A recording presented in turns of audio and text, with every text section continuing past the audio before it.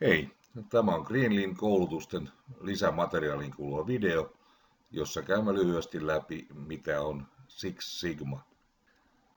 Six Sigman historia on näistä kahdesta, eli Leanistä ja Six Sigmasta, huomattavasti uudempi. Voisi sanoa, että kaikki alkoi 1981 Motorolasta, kun Bob Galvin lähti haastamaan omaa organisaation parantamaan laatua. 1985 Bill Smith kirjoitti laaduntarkkausraportin, jonka Galvin sitten hankki laadun parantamista varten. Ja tällöin nykyisin Demaikinan tunnusta prosessista tuli 4 ensimmäistä vaihetta, eli MAIC mukaan työkalusettinä. Vuonna 1986 Motorola lanseerasi talon sisäisenä aloitteena virheiden vähentämisen tuotantoprosesseissa. Sen tarkoitus oli tässä vaiheessa keskittyä tuottamaan jatkuvasti määrittelyjä parantamisen käyttöön. Vuonna 1991 Michael Harry kaupallisti Six Sigman brändiksi ja Motorola oli ensimmäinen, joka sertifioi ensimmäisen Black Beltin. 1933 ABB ja Texas Instruments aloittivat omansa yhdessä Harryn kanssa. Koko kehitys jatkui sen jälkeen aika nopeasti. Kun Harry ja Schroeder muuttivat ABBltä Allied Signalsiin, eli nykyiselle Honeywellille, ja toimitusjohtaja Larry Bossidy otti käyttöön Six Sigman, he kehittivät uusia näkökulmia Six Sigmaan myös. Suurin läpimurto tapahtui General Electricillä, kun Jack Wells, GE:n pääjohtaja, kiinnostui Six Sigman näkökulmasta ja lanseerasi sen heillä käyttöön vuonna 1996. General Electricin sääntöihin kuuluu, että kaikkien ylempien johtajien tulee sitoutua näihin laatuperiaatteisiin ja ylennyksiä ei tule, eli ole vähintään Greenbelt pätevä osaaja johtajana. Tänä päivänä GE on saanut säästöjä yli 20 miljardin dollarin edestä ja tänä päivänä lähes jokainen suuryritys maailmassa harjoittaa Six Sigmaa jossain muodossa. Six Sigma on laaja joustava systeemi, jonka avulla on tarkoitus tutkia yrityksen menestystä ja kehittää sitä hyödyntäen paremmin tiedossa olevaa dataa,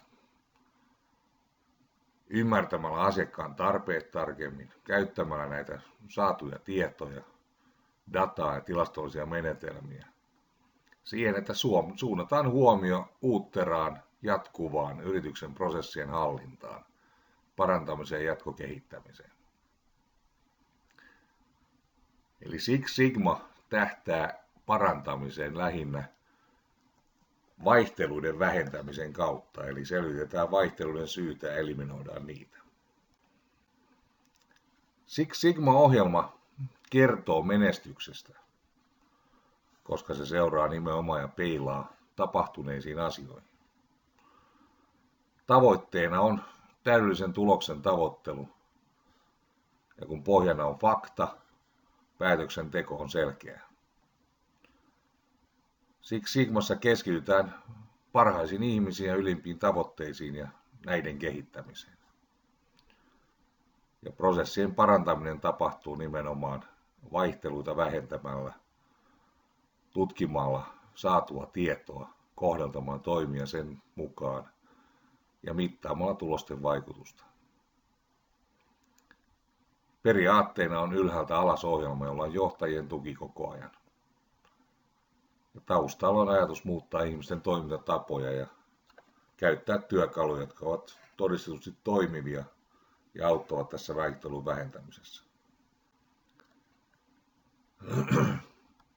Kun kysytään, voiko Six Sigmaa hyödyntää meillä, Niin hyvin yksinkertainen vastaus on se, että kaikkialla missä on prosessi, eli toisaalta kaikkialla missä on tuotantoa, ja nyt ei puhuta pelkästään teollisuustuotannosta, vaan muun muassa palvelutuotannosta ja jopa asiakirjojen tuotannosta hallinnossa.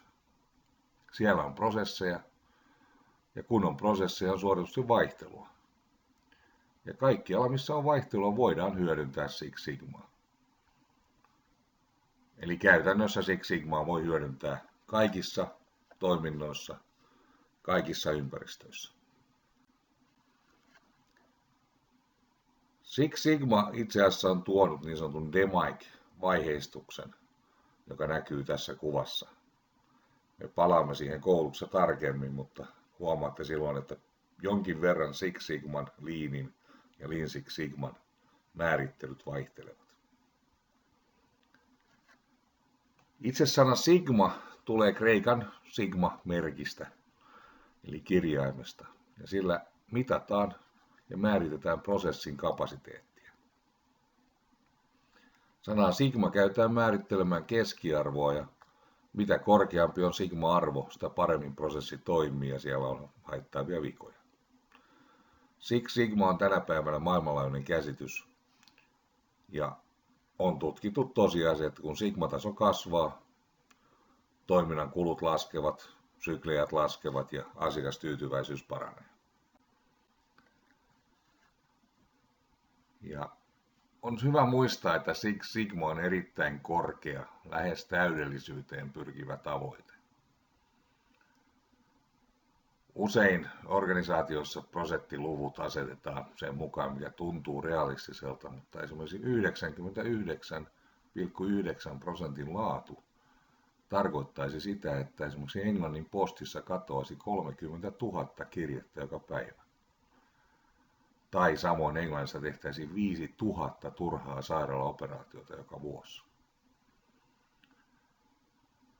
Ehkä huolestuttavinta on se, että jos päästään 0,1% päähän täydellisestä, niin se tarkoittaa vielä sitä, että joka päivä maailman lentokentillä tapahtuisi 2 onnettomuutta, jotka johtuisivat joko pitkäksi menneeksi tai liian lyhyeksi jääneestä laskeutumisesta.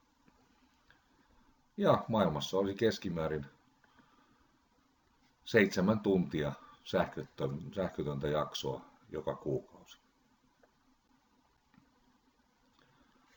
Six Sigmaan tarkoitaan sitä, että päästään lähes 100% tulokseen, eli 99,9996% on oikein. Ja tästä videosta tai tästä kuvasta näkyy hyvin, mitä tarkoittaa se ero 6 ja 3,8 sigman välillä. Eli se viimeinen prosentti tekee aika merkittävän eron.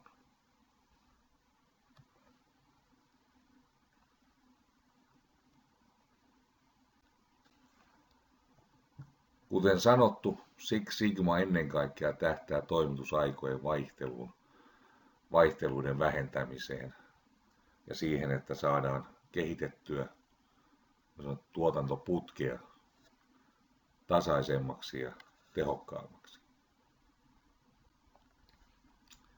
Jos ajatellaan, että keskimääräinen toimitusaika esimerkiksi kuvitteellisessa tavaran toimittajassa on tuolla keskellä näkyvä viiva, niin kaikki nuo vaihtelut kertovat jostain, mikä ei tapahdu suunnitellusti.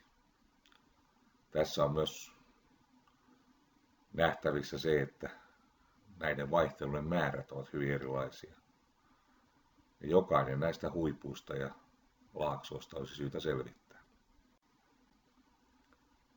Kun nämä erilaiset vaihtelut laitetaan Gaussin käyrän mukaiseen kuvioon, tosin tässä tietysti pystysuunnassa, niin huomataan, että siellä on osa toiminnoista, jotka menevät yli, sanotaanko hyväksyttävän tason, ja osa on sitten taas sillä tasolla, että ne eivät välttämättä aiheuta toimenpiteitä.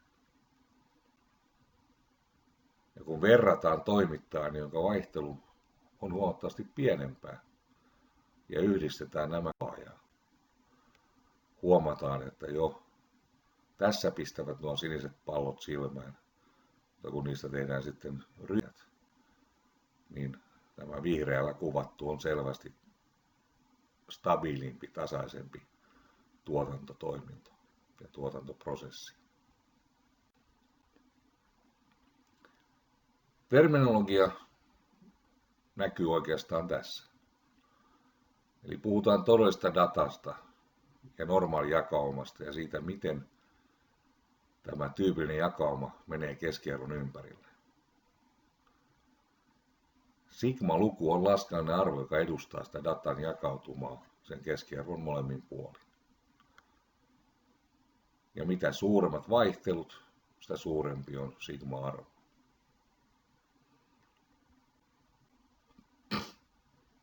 Jos hyväksytään 68% vaihteluista tavoitetasoksi, niin silloin jo, kuten tästä kuvasta näkyy, hyvin suuri osa toiminnasta on sallittujen rajojen sisäpuolella, mutta edelleen merkittävä osa on myös ulkopuolella. Ja kun lähdetään katsomaan sitten 95% mukaan, niin kuvio muuttuu jälleen. Mitä pidemmälle mennään luvuissa, sitä paremmin pystytään näkemään, että meillä on toiminta hyvä rajoissa. Ja kun toiminta on, sanotaanko, ylivertaisella tasolla, niin melkein 100% vaihtelusta jää hyväksyttyä rajojen sisäpuolella. Sanotaan, että prosessi on 6 sigman mukainen, jos ne asiakkaan speksit, joita on sovittu, ovat tarpeeksi laajat suhteessa datalaajuuteen, jolloin suurin osa vaihtelusta jää hyväksyttyä rajojen sisäpuolella. Tässä esimerkiksi tapahtuisi vain 3,4 virhettä miljoonaa mahdollista tapahtumaa kohti. Tyypillisimmissä prosesseissa vaihtelu on kuitenkin huomattavasti suurempi. Esimerkiksi 3 sigman tasossa tapahtuisi 66 807 virhettä jokaista miljoonaa mahdollisuutta kohti. Eli Six Sigma-tekniikolla on tarkoitus vähentää tätä vaihtelua sillä tavalla, että jopa niin sanottu luonnollinen vaihtelu, jota on aina, varsinkin niin kauan kun teemme ihmisten ja koneiden kanssa töitä, niin on aina vaihtelua, jota ei pystytä täysin eliminoimaan. Mutta kun nämä vaihtelut saadaan niin sanottuihin spekseihin, eivätkä näe jotain virheitä eikä ongelmia tuotantoon, ollaan 6 sigman mukaisessa toiminnassa. Tässä on vähän kuvattuna mahdollisuuksia ja uhkia. Ja tämä on miljoonaa tapahtumaa kohden. Eli kuten huomataan, jos tavoitetaso laadullisesti on 93,3% eli 3 sigman tasolla, meillä on vielä melkein 67 000 virhemahdollisuutta miljoonaa kohti. 0,1% nostaminen pudottaa tämä jo 10%. Anteeksi, siis 6,1 pudottaa sen näin paljon alaspäin. Mutta sitten loppuvaiheessa niin puhumme enää prosentin sadas- ja tuhannesosista. Lyhyesti voi ajatella, että 2 sigmaa suhteessa 6 sigmaan tarkoittaisi golfin pelussa huomattavaa eroa. Varissa koulutuksessa puhumme muun muassa Tiger Woodsin ja harrastelijan lyöntien eroista. Ja se periaate näkyy tässä kuvattuna sillä tavalla, että saat oman laskentasi arviosi, mikä on tämän prosessin tämänhetkinen Six Sigma-taso. Tuollakin anna videon seistä hetki, jotta pystyt tekemään harjoituksen.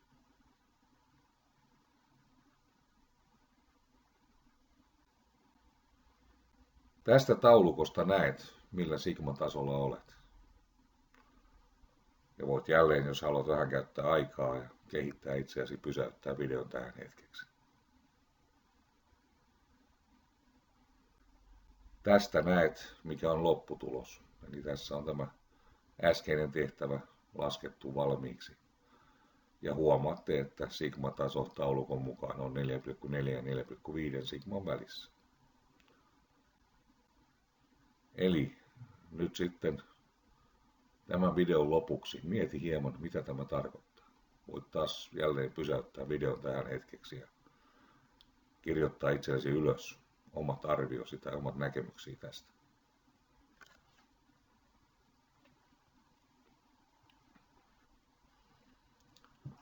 Eli kyse on yksinkertaisesti siitä, että